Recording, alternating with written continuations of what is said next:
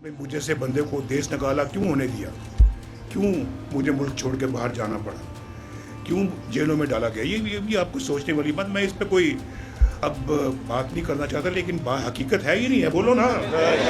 यहाँ कह रहे हैं कि जी हमें जो है वो फेडरल गवर्नमेंट जो है वो सेंट्रल गवर्नमेंट जो है वो पैसा जो है वो डिविजिबल पूल से मिलना चाहिए, उसको क्या बोलते हैं, एनएफसी से मिलना चाहिए, नेशनल फाइनेंस कमीशन से मिलना चाहिए।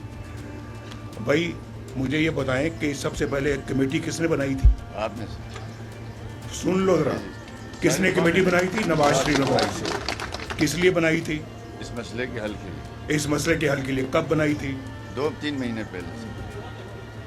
उससे पहले 2017 में से 2017 में बनी। 2007 9 साल हो गए हैं। 2017 में बनाई थी, 2018 में हमें फारिग कर दिया गया कि कमेटी क्यों बनाई थी।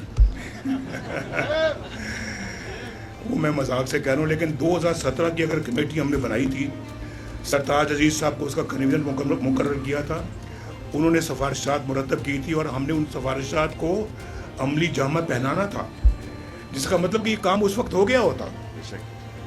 अभी मुझे आपने देश निकाला कई दफ़ा दिया है, मुझसे गिला ना करो, ये गिला मैं सुनने को तैयार नहीं हूँ, क्योंकि ये कसूर आपका भी है कि आपने मुझे से बंदे को देश निकाला क्यों होने दिया, क्यों मुझे मुल्क छोड़ के बाहर जाना पड़ा, क्यों जेलों में डाला गया, ये भी आपको सोचने वाली बात। मैं इस पर कोई अब बात नहीं करना चाहता, लेकिन हकीकत है ही नहीं है, बोलो ना।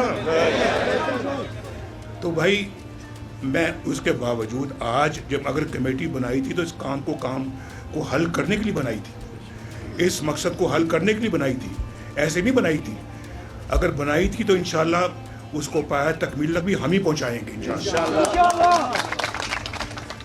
हम इंशाल्लाह अपने इसके लिए मुशावरा करेंगे और सारे स्टेक होल्डर्स को बैठाएंगे और बैठा के इंशाल्लाह इसका हतमी फैसला करेंगे, जो इंशाल्लाह आपके इंटरेस्ट में होगा, आपके हक में होगा इंशाल्लाह।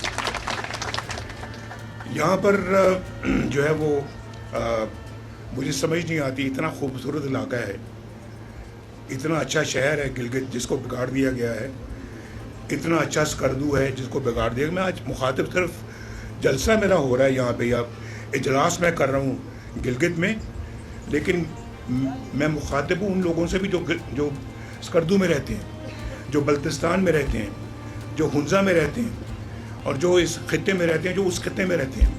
मैं सबसे मुखातिब हूँ और मैं आपको ये बताना चाहता हूँ कि मैं इंशाल्लाह इस शाहराह को अल्लाह के फजल करम से शहबाज साहब से बात करके इसको पूरा खुंजराब तक इंशाल्लाह पहुँचाऊँगा। और ये इतना अच्छा आपको इस खुशहाली का मंसूबा है, ये आपकी जितनी ट्रेडिंग होगी चाइना से पाकिस्तान के दरमियान इस रास्ते से, कौन बेनिफिट करेगा, किसको उसका फ़ायदा पहुँचेगा? आपको। और गिलगित इतना खुशहाल हो जाएगा, इतना खुशहाल हो जाएगा, बल्तिस्तान इतना खुशहाल हो जाएगा कि मैं आपको बता नहीं सकता।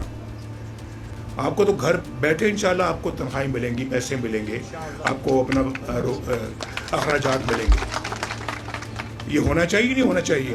ये तो हमारा मरकज़ है, हमारा मरकज़ है ये अपना सीपैक का, चाइना पाकिस्तान इकोनॉमिक कॉरिडोर का मरकज़ है ये, इसको तो बहुत अच्छा होना चाहिए। और इंशाल्लाह मैं ये ज़रूर करूँगा। और मैं आपसे ये भी कहना चाहता हूँ कि अगर पंजाब में या इस्लामाबाद में या किसी और जगह पे अगर इलेक्ट्रिक बसें चलती हैं तो यहाँ इलेक्ट्रिक बसें क्यों नहीं चलती? यहाँ भी चलनी चाहिए।